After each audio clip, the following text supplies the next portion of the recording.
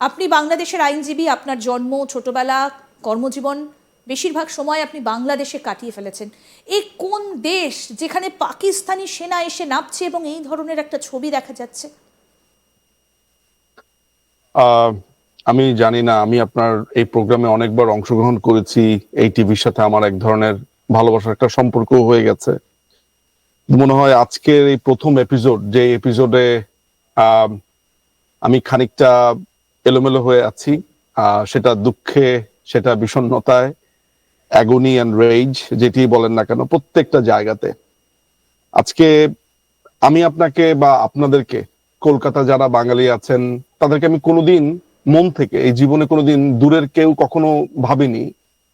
কখনো মনে হয় না যে আপনারা কোনো দূরের দ্বীপের কেউ, আলাদা কোনো একটা মানুষ। কিন্তু আজকে আমার মনে হচ্ছে যে আজকে এই প্রথমবারের মতো মনে হচ্ছে, আমি যখন আমার বাংলাদেশি পাসপোর্টটার দিকে তাকালাম, খালি আমার মনে হচ্ছে যে আমার জন্মটাই কি তাহলে আজন্ম পাপ ছিল এই বাংলাদেশে। এই বাংলাদেশে জন্মানো আমি আমি আমি তো হতে পারতাম, আমি আমি কলকাতার বাঙালি হতে পারতাম। এটা আমার কাছে মনে হচ্ছে, যেটা আমার জন্য হয়তো বা সৌভাগ্যেরই হতো। আজকে আমি এত, মানে এত নিজেকে বাংলাদেশি হিসেবে, এত অসম্ভব রকমের একটা নোংরা একটা ফিলিংস আমার হচ্ছে, যে চোখের সামনে আজকে আমি যা দেখেছি, বোধ করি বাংলাদেশে লক্ষ কোটি মানুষ এভাবেই নিজের ভেতরে ডুকরে কাঁপছে, সে কষ্টে নিমজ্জিত হচ্ছে। এই যে আজকে আজকে আপনি পাকিস্তানিদের কথা বলছেন, তারা প্লেন ভরে নামছে। কয়দিন আগে আমরা আলোচনা করেছি, আপনার হয়তো মনে আছে, যে আইএসআই এর এজেন্টরা ঢাকায় আইএসআই এর এসেছিল চিফও এসেছিলেন। এবং আইএসআই চিফ, এবং আপনি শুনলে অবাক হবেন যে এই আইএসআই এর চিফের এই পুরো ব্যবস্থাটা করে দিয়েছিল আপনার এখন যে কোয়ার্টার মাস্টার জেনারেল আছে, মোহাম্মদ ফয়জুর রহমান, যে আপনার সেনা প্রধান হওয়ার পুরোপুরি সে স্বপ্নে বিভোর, এবং কয়েকবার সে চেষ্টা করেছিল। বর্তমানে যে আছে ওয়াকারুজ্জামান, তাকে টপকে সেই লোকটির ইন্ধনে এই পাকিস্তানিরা এখানে রীতিমতো ঘাঁটি গাচ্ছে তার পুরো মদতে। এবং একই সাথে আপনারা হয়তোবা দেখবেন যে ডিফেন্স পাকিস্তান গতকালকে একটা পোস্ট লিখেছে টুইটারে, যেখানে বলেছে যে ভারত, যে ভারতের প্রেসক্রিপশনে বা ভারতের মাধ্যমে বাংলাদেশকে আলাদা করেছে পাকিস্তান থেকে, এই বঙ্গবন্ধুর কথা বলেছে। তারা তো শেখ মুজিবুর রহমান বলে, শেখ মুজিবুর রহমান, এবং তাদের সর্বশেষ চিহ্ন আমরা মুছে দিতে সক্ষম হয়েছি। তো এই যখনই বলছে আমরা মুছে দিতে সক্ষম হয়েছি, তখনই বোঝা যায় যে এই যে যারা বলছে, যারা এই যে ছাত্র জনতার নাম দিয়ে খামাখা নিরীহ ছাত্রদের উপরে দোষ চাপাচ্ছে, সাধারণ মানুষের উপর দোষ চাপাচ্ছে, সাধারণ মানুষ বা সাধারণ ছাত্র তো আসলে এখানে নেই। এখানে সবই দলীয় লোকজন, এখানে সবই হচ্ছে সেই কিন্তু দাদা, আপনার এখানে জামাতি একটা প্রশ্ন, যে উদ্দেশ্যটা কি? ধানমন্ডির বাড়িটা স্মৃতিবিজড়িত বাড়ি, সবাই সেটা জানে, গোটা বিশ্ব তাকে মর্যাদা দেয়।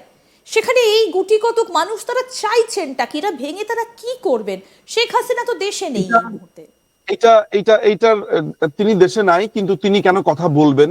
তার কথা হচ্ছে যে গতকালকে সমন্বয়কদের একজন বলেছে কথা বললেই মুখে, কথা বললেই বুলডোজার, এটা ছিল তার স্ট্যাটাস। আচ্ছা, কেন করছে? সেটা হলো আপনার এক ধরনের ভয়, এক ধরনের টেরর তৈরি করা। আমি আপনাকে দুটো ঘটনা বলবো। একটি ঘটনা হচ্ছে যে গতকালকে আপনার হয়তো একটা প্রেক্ষাপটটা জানেন, যে মাননীয় প্রধানমন্ত্রী ভাষণ দেবেন, কেন দেবেন সেই প্রতিশোধ নেওয়ার জন্য। অর্থাৎ তিনি কোনো কথা বলতে পারবেন না, কালকে ভারত থেকে তিনি একটি লাইভ করেছেন। আপনি নিশ্চয়ই জানেন যে প্রধানমন্ত্রী কিন্তু গত প্রায় 2-3 মাস ধরেই কিন্তু পৃথিবীর বিভিন্ন জায়গাতে কথা বলছেন। এই যেই কথাগুলো গতকালকে বলেছেন, তার অধিকাংশ কথাই কিন্তু তিনি এই গত 2-3 মাস ধরেই বলেছেন। তখন কিন্তু তারা কোনো ধরনের প্রতিরোধ করেনি, তারা ধরো বলেনি কথা বলতে পারবে না। তার মানে গতকালকে তিনি যখন লাইভটা করেছেন, হঠাৎ করে তারা যখন এটা বলছে, তার মানে হচ্ছে যে এখানে অন্য কোনো উদ্দেশ্য আছে। নাম্বার একটা।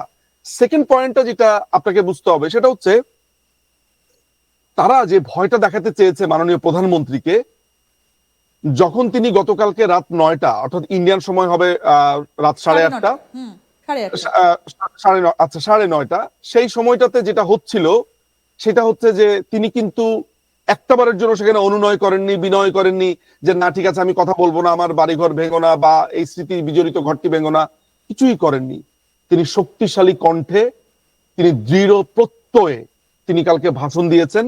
এবং তিনি যে কি সুন্দর কথা বলেছেন যে সাধারণ ছাত্রছাত্রীদের উদ্দেশ্যে, এই যে কালকে সাধারণ ছাত্রছাত্রীদের উদ্দেশ্যে তিনি ভাষণটা দেবেন, এবং সাধারণ ছাত্রছাত্রীদেরকে যে তিনি বলবেন যে তোমাদের উপর আমার রাগ নেই, ক্ষোভ নেই, এই কথাগুলো যাতে তিনি না বলতে পারেন, এইটা ছিল এই ষড়যন্ত্রকারীদের মূল টার্গেট। কারণ ওরা জানে যে প্রধানমন্ত্রী যদি এখন ছাত্রদের প্রতি, ছাত্রীদের প্রতি এই কথাটা মেসেজটা দেন যে তোমরা যা করেছো সেটা না ভুল বুঝে করেছো, কারণ একটা অংশ তো এইটা শোনাতে দিতে চায় না। তাদের কথা হচ্ছে যে প্রধানমন্ত্রী দেশে ফিরলেই প্রধানমন্ত্রী সবাইকে কচুকাটা করবে, গণহত্যা করবে, এই ভয়টা তারা জারি রাখতে চেয়েছিল। মানে ভুল তো বোঝাতে চাইছিলেন দেশের মানুষকে। দাদা একটা কথা একটু আপনার কাছ থেকে শুনি, সেটা হচ্ছে এই যে ধানমন্ডির এই 32 নম্বর বাড়িটা, আপনার তো ছোটবেলা বাংলাদেশে কেটেছে, আপনি নিশ্চয়ই গেছেন এই জায়গাটাতে। আমি একাধিকবার এই বাসাতে গেছি। একাধিকবার বলতে আমি প্রায় 3-4 বার এই বাড়িতে গেছি। এখানে আপনার একটি জাদুঘর করা হয়েছিল। আপনি এই বাঙালি আসলে দুর্ভাগ্য বা সৌভাগ্য জানি না, সেখানে গেলে তো একটা বেদনা বিধুর পরিবেশই ছিল।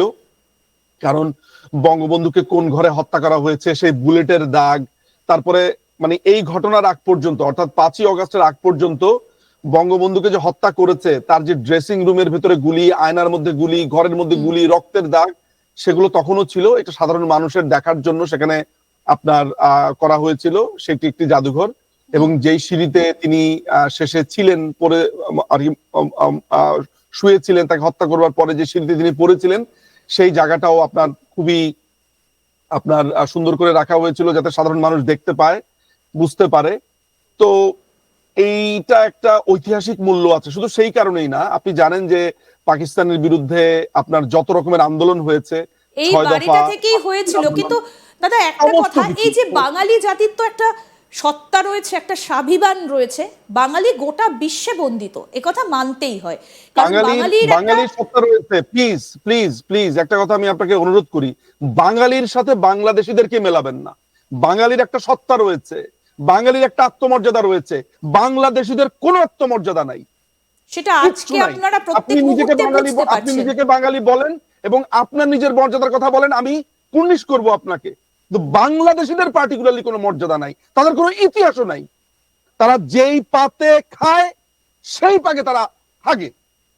এটা হচ্ছে সেই জাত। কিন্তু দাদা এই যে বাংলা ভাষাকে মর্যাদা দিতে সেই যে বরকতরা যেভাবে তারা নিজেদের আত্মবলিদান দিয়েছিলেন, 21শে ফেব্রুয়ারি গোটা বিশ্বে পালিত হয়, কোথায় গেল আজকে বাঙালি জাতির সেই সত্তা, সেই বাংলাদেশের মানুষের সত্তা, সেই আবু বরকতদের? তাদের আমি আর বলতে রাজি না। এই জঙ্গি দেশ, এই জঙ্গিস্তান, এটা একটা জঙ্গিস্তান, এটা একটা উজবেকিস্তান, এটা একটা আফগানিস্তান। এই দেশকে বাঙালি জাতি কেন বলেন আপনি? কেন নিজেকে কেন আপনি সেলফ অপমান করছেন কেন? আপনি যদি এই জাতিকে বাঙালি বলেন তাহলে আপনিও তো বাঙালি, তাহলে আপনি আপনার নিজের পরিচয়টা খারাপ করছেন। অনেকটা রাগ অভিমান দাদা বুঝতে পারছি।